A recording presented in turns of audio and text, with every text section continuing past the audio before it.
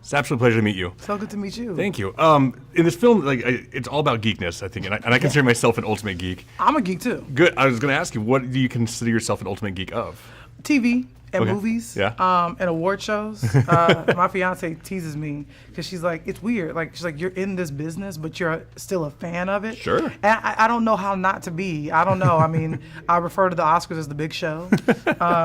I literally go to the movies very often, and people always ask me, hey, so you write for television and you make movies? What do you like to do for fun? I say, watch TV and go to the movies. Sure. I really think it's the best thing in the world, and I'm a person that geeks out over Ready Player One. Even though I'm in it, I still think it's a fun movie, and it's a movie I'd go see multiple times, even if I wasn't involved. Absolutely. I mean, speaking of multiple times, like I was watching last night, I'm taking notes, and I know when I look down for 3 seconds, I missed 100 Easter eggs. You gotta go see it again, Of course. man. I was curious, in all the spectrum of every Easter egg that's in there, is there one that just kind of makes you giggle? Well, I really like the Teenage Mutant Ninja Turtles reference, which is like a super quick pop.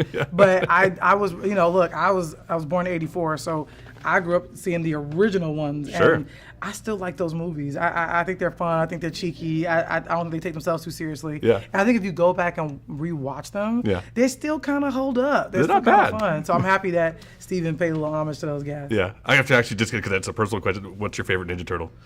You know what? I'm gonna say Leonardo. Okay. Yeah.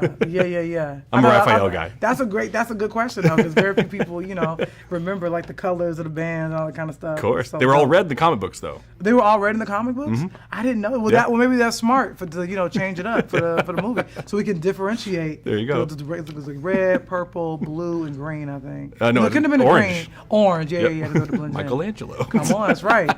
You know what's up. I think we can all agree that Steven Spielberg is one of the greatest directors of all time. Of all time. And I'm curious, what is it like working with him on set? The energy that he brings to it. I mean, here's the deal. It all starts from, I think the director sets the tone, of any set, and the reason why I think his sets are so fun is because he's so fun. Yeah. I always say he's just happy to be alive. Yeah. And that's how you feel when you walk on set. I mean, it's also very familial. His wife was on set a lot. Mm-hmm. I got to meet some of his kids. Sure. His dad came to set, which was great. And but then the other side of it is like George Lucas came to swung by, or Tom Cruise came by one day to say hello. Paul Thomas Anderson came by the set one day. So you kind of get both sides of it. But the truth is like it's all very comfortable. I mean, these are genuinely his friends. He's known George Lucas for a very long time, and so you don't feel like, oh, a star is on set. You feel like, oh, this is one of Steven's friends, and they're in the cut, like talking about the new technology and trading war stories. So he really does create a wonderful vibe, and also too because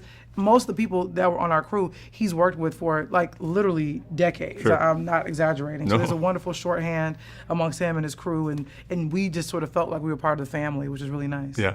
The film takes place in the year 2045. Yeah. I'm curious of any technology that's in the movie that you personally would love to see in the year 2045. Oh man, I think I really liked was the visors, the goggles, where you can put them on and escape. Yeah. But the tough thing is I would have to learn a lesson that I think Parsifal learned, which is sometimes you gotta take the goggles off a little bit and just live in your real life. Sure. You can, you can drown a little bit if you're not careful. But that just seemed really freaking cool. And then my last question is, my friends and I are really big into like geek tattoos. Oh, nice. And I was curious, if you got a geek tattoo, what would you get?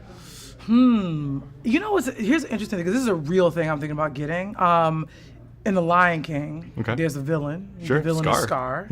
And there's a lot of theories about Scar that he is a part of maybe say the queer community. Because he's a little effeminate, he's got the eyeshadow going. Gotcha. He's got the wrist happening. And I feel like I want to celebrate Scar. So I've always thought about getting a bit of a Scar tattoo. There you go. I don't, maybe on my arm or something like that. I'm sure my publicist or something would be like very nervous about it. But I'm totally chewing on that. So Awesome. that's just a real thought process I'm going through right now. There you go. Absolute pleasure to meet you. So good to meet you. Yeah. Thank you.